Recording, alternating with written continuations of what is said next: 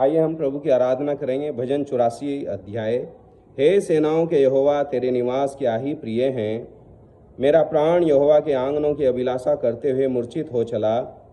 मेरा तन मन दोनों जीवते परमेश्वर को पुकार रहे हैं। हे सेनाओं के यहोवा, हे मेरे राजा और हे मेरे परमेश्वर, तेरी वेदियों में गौरैया ने अपना बसेरा और सूपाबेनी ने घोंसला बना लिया है, जिसमें वह अपने बच्चे रखे। क्या ही धन्य है वह जो तेरे भवन में रहते हैं, वे तेरी स्तुति निरंतर करते रहेंगे। प्रभु अपने वचन के पढ़े जाने पर आशीष दे। और भजन 84 अध्याय अगर आप इसके ऊपर पढ़ते हैं तो ये कौरव वंशियों का भजन है। ये कौरव वंशियों का भजन है। और इस भजन में जाने से पहले मैं आपको बताना चाहता हूँ कि ये कौरव वंशी कौन थे। और बाइबल बताती है कि ये कौरह जो था ये लेवी का पोता था, और ऐसा गिनती की पुस्तक 16 अध्याय में लिखा है। और इसके कुछ साथी थे, एक दातान था, एक अबीराम था, और मंडली में कुछ 250 लोग जो इसकी साइड में हो गए। और ये लोग मूसा के खिलाफ और हारून के खिलाफ थे, और मूसा के ऊपर एक दोष लगाते थे कि क्या पूरी मंडली में सिर्फ मूसा ही बचा है, पवित्र जन जिसके साथ परमेश्वर बात करता है। तो ये लोग हमेशा मूसा और हारून के खिलाफ बोलते थे। और जब ये लोग इतना ज़्यादा प्रभु के दास के खिलाफ हो गए तो मूसा ने उनसे एक बात कही।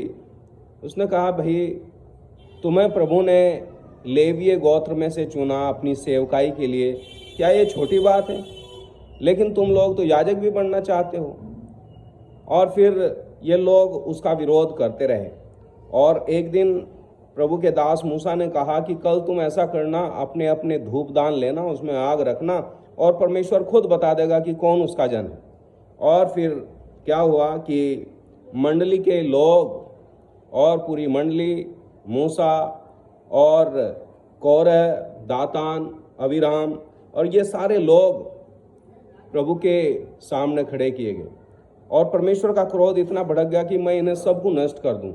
लेकिन प्रभु के दास ने प्रार्थना करी कि प्रभु एक आदमी के पाप की सजा सबको क्यों देता है। फिर उसने कहा कि ऐसा करो कि कौरह के परिवार को और उसके तंबू को, दातान के तंबू को और अबीराम के तंबू को ये अलग कर लो और सब लोग अलग हो जाओ। और फिर प्रभु ने अद्भुत काम किया और जमीन फट गई। और बाइबल में लिख रखा कि जमीन उनके पैरों के नीचे से खुल गई, मुंह खोल दिया उसने। और ये सब के सब पूरा परिवार उस भूमि में समा गए। और बाइबल में बताया गया है कि ये लोग पूरा का पूरा, इनका परिवार, इनके लोग, उनकी संपत्ति, सब कुछ जमीन ने निगल ली। और सब इजरायली लोग डर गए। और परमेश्वर ने वो जो 250 लोग थे जो उनके पक्ष में थे, उन्हें भी भस्म कर दिया। तो अब सोचने वाली बात यह है, जब कौरह उसका परिवार वहाँ इस तरीके से भूमि में समा गया और नष्ट हो गया, तो ये कौन है जिसने ये भजन लिखा, कौरह वंशियों का भजन। ये लोग गाते थे इस भजन को, और ये लोग बोलते थे कि हे सेनाओं के यहोवा, तेरे निवास क्या ही प्रिय हैं। मेरे भाई बहनों, अब मैं आपको बताना चाहता हूँ कि उस समय रोज अलग अलग आदमी की ड्यूटी लगती थी प्रभु के घर के अंदर सेवा करने के लिए। और कुछ कौरह के, कुछ वंश के कुछ लोगों की ड्यूटी थी जो प्रभु के भवन में प्रभु की सेवकाई करते थे, गाते थे, बजाते थे। उस टाइम जब परमेश्वर ने सबको नाश कर दिया, उस टाइम कुछ थे जो प्रभु के घर में थे और वो बचे रहे और वो प्रभु की आराधना करते रहे। और इसलिए बाइबल बताती है कि हे सेनाओं के यहोवा, तेरे निवास क्या ही प्रिय हैं। उन लोगों को मालूम हो गया कि आज अगर हम बचे हुए हैं तो ये प्रभु का अनुग्रह है। अगर आज हम बचे हुए हैं तो ये प्रभु की बड़ी कृपा है कि आज हम उसके घर में हैं। और इसीलिए वो लोग कहते हैं, हे सेनाओं के यहोवा, तेरे निवास क्या ही प्रिय हैं। इसलिए वो कहते हैं कि तेरा मेरा तन मन दोनों जीवते परमेश्वर को पुकार रहे हैं। इसलिए वो कहते हैं कि हे सेनाओं के यहोवा, हे मेरे राजा, मेरे परमेश्वर, तेरी वेदियों में गौरैया ने अपना बसेरा और सुपाबेनी ने अपना घोंसला बना लिया है। वही एक सुरक्षित स्थान है। चिड़िया, बुद्धिमान चिड़िया थी जिसने अपना घोंसला वहाँ बनाया, और वो लोग अपने आप को धन्य कह रहे थे। और 4 वचन में लास्ट की लाइन में लिखा है, मैं तेरी स्तुति निरंतर करते रहेंगे। मेरे भाई बहनों, भजन 84 में एक शब्द बार बार आता है, हे सेनाओं के यहोवा। हमारा परमेश्वर सेनाओं का परमेश्वर है। दूसरा, यहाँ एक शब्द आया है 2 वचन में, जीवता परमेश्वर। हमारा परमेश्वर जीवित परमेश्वर है। और यहाँ बाइबल में आया है, हे मेरे राजा, हे मेरे परमेश्वर। वो हमारा राजा है।